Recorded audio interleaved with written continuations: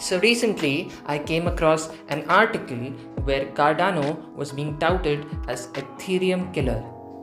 Although I don't really agree with this statement, I still decided to make a video about this very topic. Now, both the cryptocurrencies are working in their own fields to solve a variety of problems, and pitting them against each other isn't really fair. So let's get into this then. According to me, Cardano Ethereum race is a marathon of sorts, not a sprint. Cardano and Ethereum obviously have a lot in common. Both are digital currencies that also function as programmable ecosystems. That means other digital currencies and applications can be built using their networks. So now let's talk about their approaches. The main man behind Ethereum is Vitalik, whereas Cardano was launched by Charles Hoskinson, who also co-founded Ethereum. Both are highly respected in the cryptocurrency industry.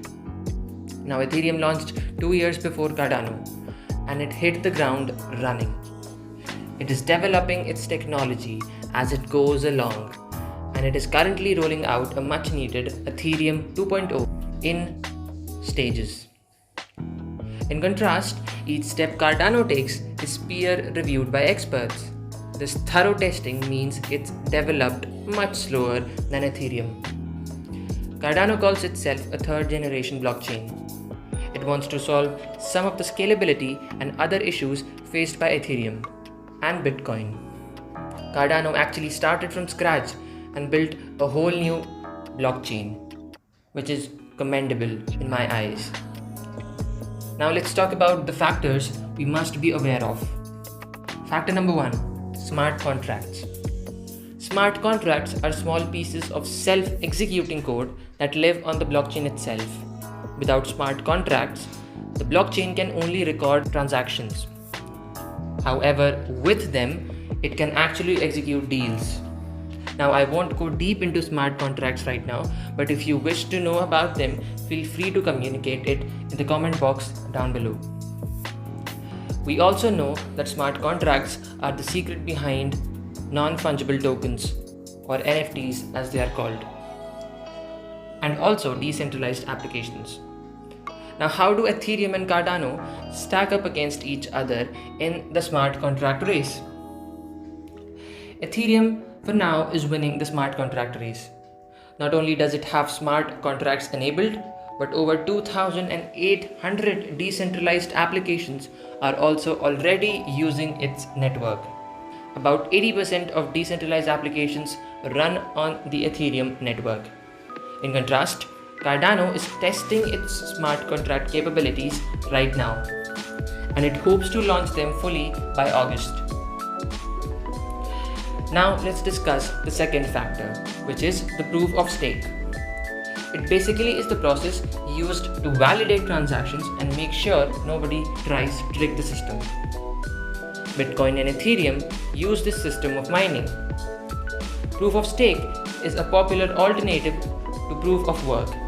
It limits the amount of energy the currency consumes and is faster, and it is cheaper. Now, how do they stack up? Cardano was designed to use proof of stake from the outset. It is an eco-friendly crypto that uses a fraction of the energy of Ethereum and also Bitcoin, and it will be able to process about 1 million transactions per second. On the other hand, once Ethereum 2.0 is launched, Ethereum will be able to process an estimated 100,000 interactions per second and will use 99.95% less energy than it currently does.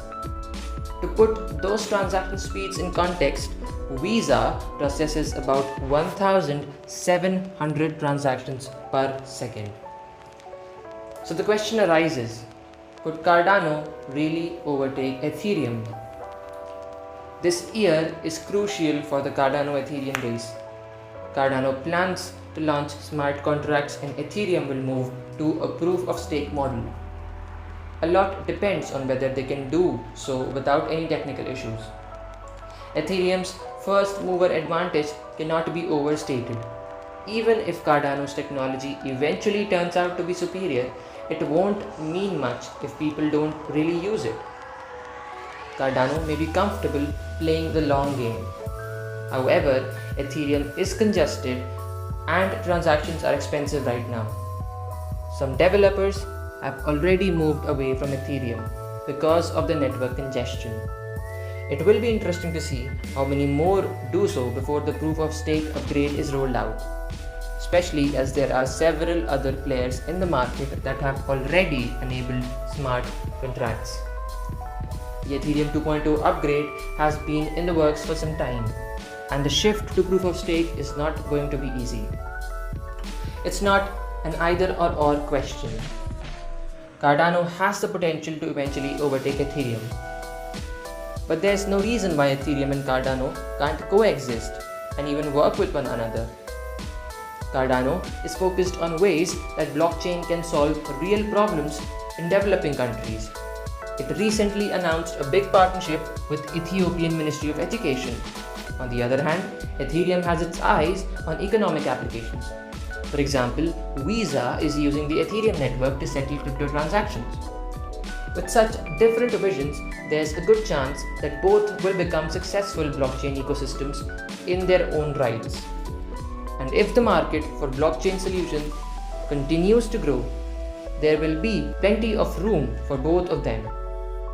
Also remember that these coins can be very volatile, so don't invest money you can't afford to lose. So that is it for this video, people. Thank you for sticking around, and I will see you in the very next video.